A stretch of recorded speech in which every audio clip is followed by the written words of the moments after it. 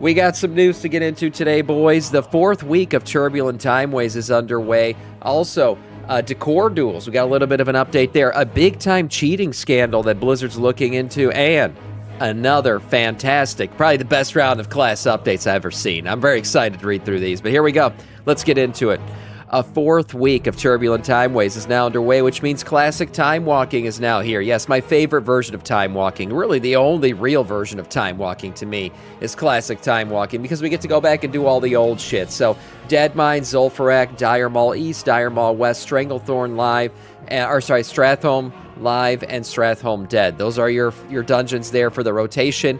Get in there, stack that buff up 4 times, boys. Don't forget, you got to do that every week, at least for 4 weeks to get that mount. So 4 stacks gives you the buff for the week, and then you can get yourself that beautiful Viranoth mount. That's right. So should be fun. Get in there, do your Turbulent Timeways stuff. If you're a Decor dual Andy, there might be Decor dual Andys, I don't know. There's an Andy for everything in WoW these days, but the guys who love Decor duel, well, you might want to do it as much as you can, because it turns out Blizzard has announced in 12.1 Decor duels are going bye-bye. That's right. No more hiding as your favorite inanimate object or dildo in Silvermoon as your friends run around searching for you while you hope that they sit on you. So this is going to be gone. One thing that Blizzard basically did is they upped the amount of rewards from this thing. They're giving 100% more rewards, so doubled the rate of those coins, those illusionary coins that you get from this event. So if you're still chasing any sort of reward items from this, you should be able to get a little bit easier. All Decor duels are now offering double time currency. So there you go. Blizzard responds to an accusation, guys. This one's interesting.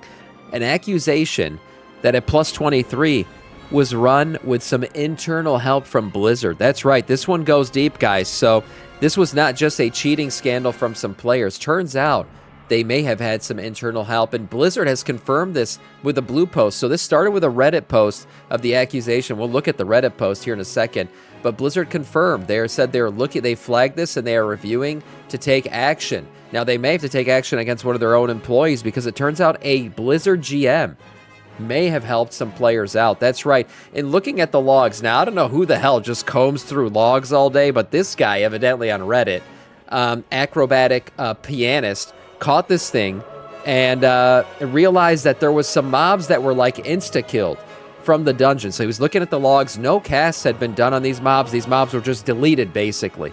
And what turns out what happened is a GM, or somebody who has a GM as a friend, was talking about this on a stream later in the day on Yum TV. He was talking about the fact that they had gotten to the final boss. This isn't a big key, by the way, too. This is a plus 23 key, which means these people are pursuing like top 1% and even 0.1% achievements. So there is some fallout from this if it turns out there was cheating going on, because it can affect the achievement and the top 1%ers, obviously. So this guy sitting in here, this 100% sounds like a Sam thing. This guy's sitting in this stream talking about how they got to the end of the plus 23 and realized they were just a slight percentage off on the amount of mobs they needed killed. So he reached out to his GM friend and said, hey, man, can you do me a solid and go ahead and kill this little group of mobs here so we can go ahead and get the key time, because otherwise we're going to have to go back to the very beginning? Well, his GM friend did respond by killing the mobs, one-shotting a couple mobs and finishing out the key for them. That's what it looks like. Now, this is just an accusation.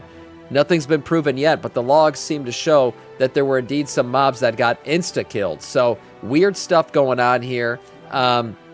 We'll see. I'm guessing this GM's going to get fired if it turns out this is actually what happened. But Blizzard has confirmed that they are officially looking into this. And again, who the fuck combs through WoW logs all day? How did this guy even catch this? I don't know. It's a thread on Reddit. Interesting stuff. We'll keep up to date on what ends up coming out of this thing. Moving on to more dungeon tuning going on here and more testing. That's right. Testing continues this week for all the dungeons coming out in 12.1. So if you're interested in testing that, you can go on the PTR and continue to test these dungeons. A few changes have happened for Ruby Life Pools. Blizzard looked at the reduced pacing and boss encounters. They did a few changes, increasing healing engagement and making avoidable mechanics more impactful. So that's right, they want to make the mechanic hurt more if you don't avoid it. So some increased damage to a couple spells here, different things going on with that. Temple of Sithralis also saw some changes here. For Avatar of Sithralis, they said they made a number of adjustments to further increase the impact of player healing and reduce the length of the main phase. As part of their adjustments, we notably reduced the health of the corrupted guardians to encourage resolution of the corrupted life force mechanic prior to intermission. So adjustments to the boss fight there.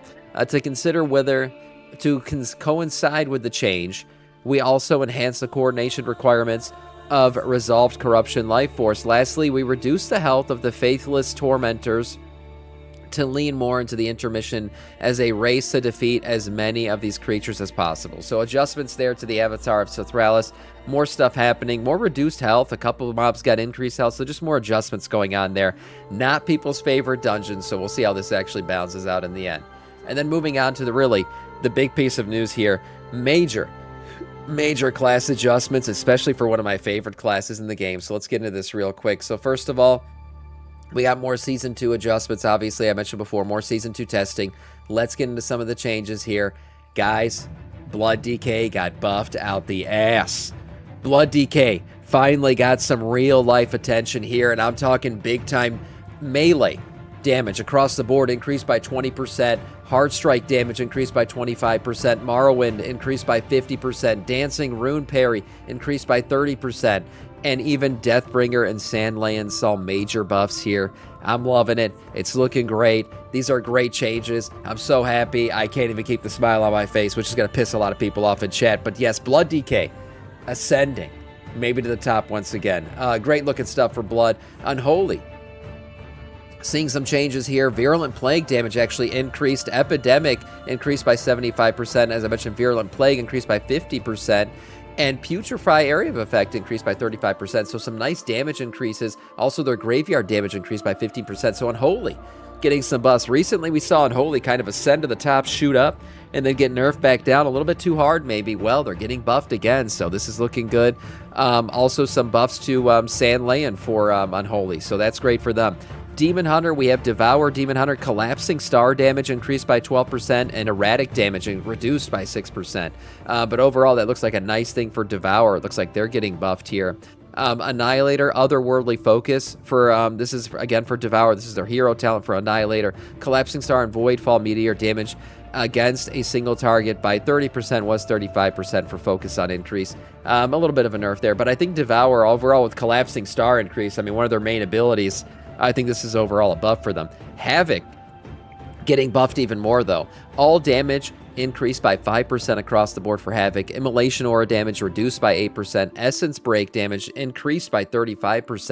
And then they get some 4-set changes here. So overall, good stuff for Havoc. They're getting a nice buff. Vengeance Demon Hunter, all damage increased by 5.5%. So I would say overall, Demon Hunters through these patch notes getting nice buffs for all their specs. So yeah, it's looking pretty darn good for Demon Hunter here.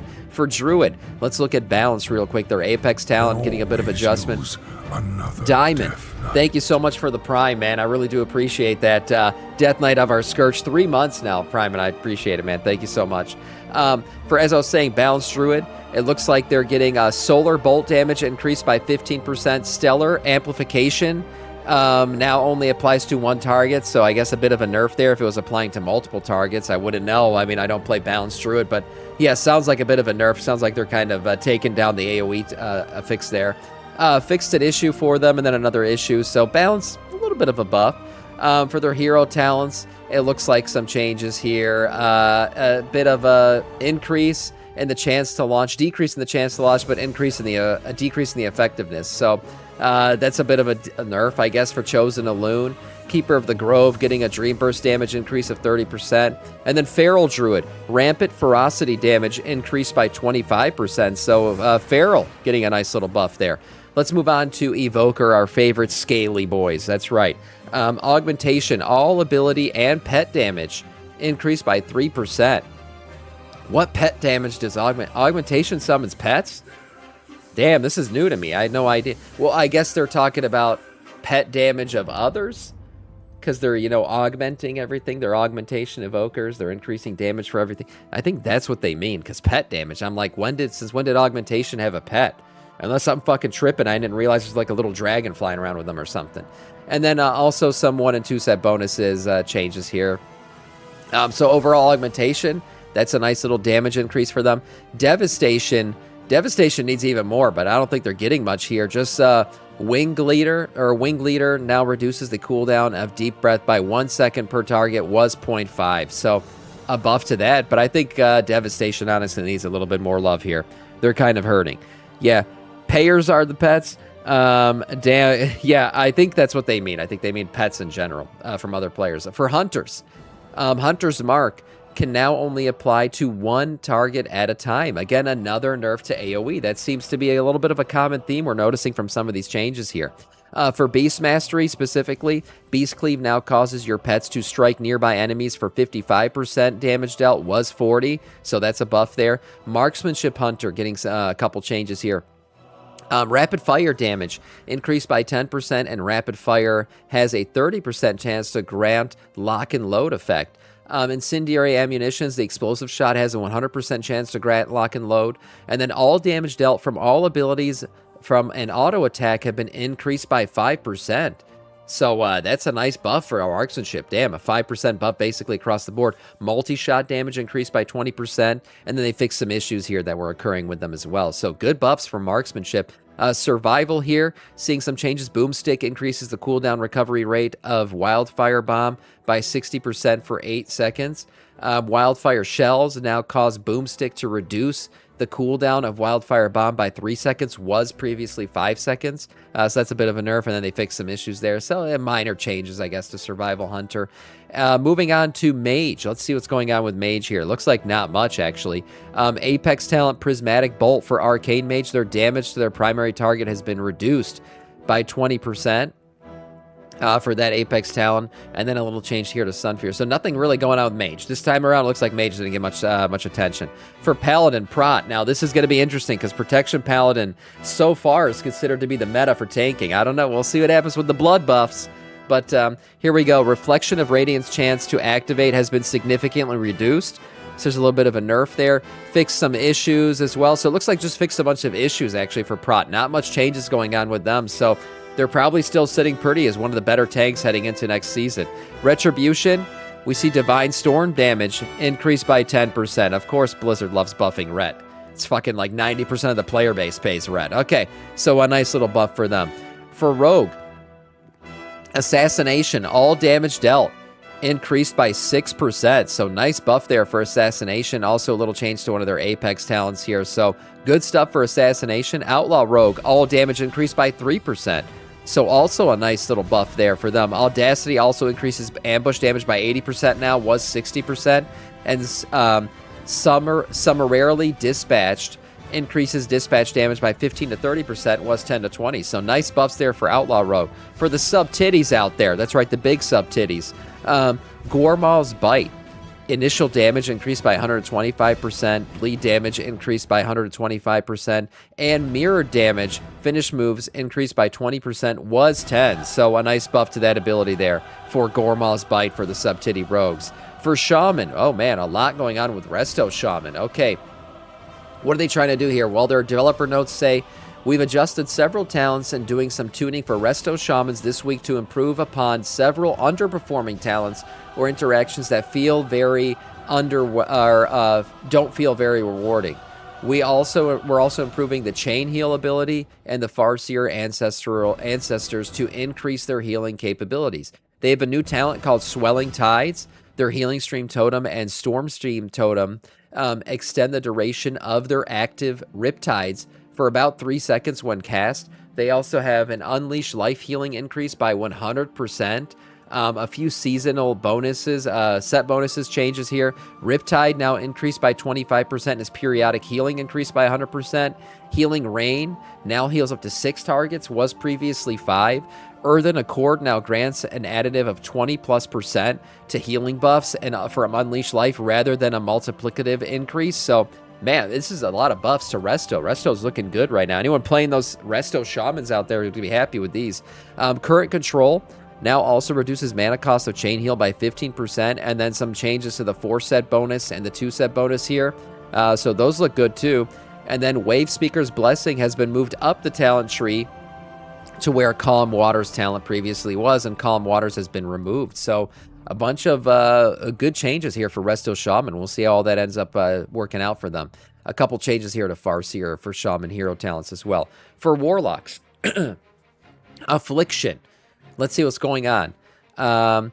New talent, Impetus Wrath.